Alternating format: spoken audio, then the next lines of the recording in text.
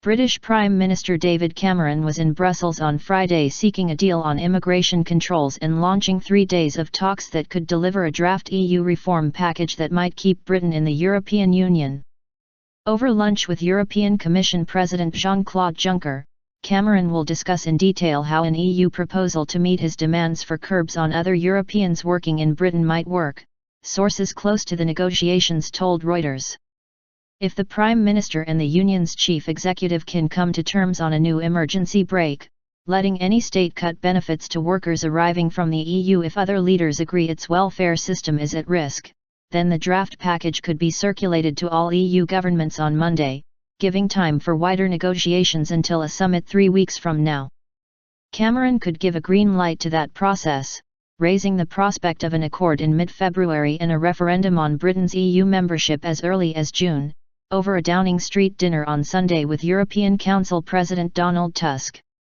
Brussels officials see this as a crucial weekend, and it is likely that Juncker, who would have to agree to initiate the necessary legislation for the emergency brake, will describe it to Cameron as the best offer he will get and by no means certain to win warm endorsement from other states.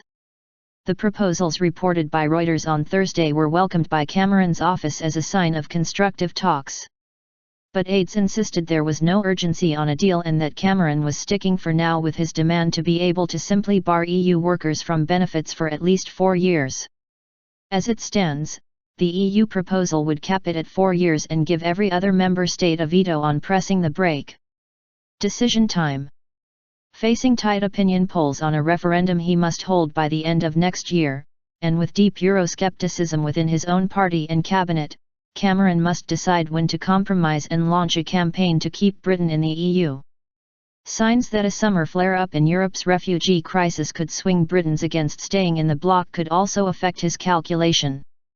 Without a deal, Cameron has threatened to campaign the other way, but fellow EU leaders insist they will offer him the best they can to avoid losing the second biggest economy from a union that is already beset with profound crises. EU powers including Germany and France have made clear they sympathize with efforts to reduce what Cameron says is an unsustainable number of poor East Europeans taking jobs in the West. But they dismissed Cameron's opening gambit on benefits as a crude measure that would breach treaties on free movement and equal treatment and fall foul of EU constitutional judges.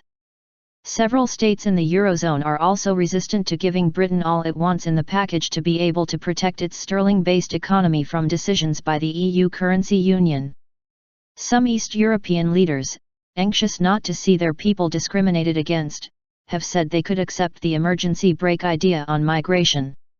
However, the new Eurosceptic Foreign Minister of Poland said on Friday he was against such a measure, on which there are few details. Those committed to ending Britain's 43-year membership of the bloc also dismissed it as not going far enough to restore national control over who may come to work in the country. People watching the slow-motion disaster overtaking Europe don't want an emergency brake on immigration, they want control of the steering wheel so we can avoid the car crash up ahead, said Aaron Banks of the Leave.eu campaign, noting that Cameron had previously dismissed an emergency brake as inadequate.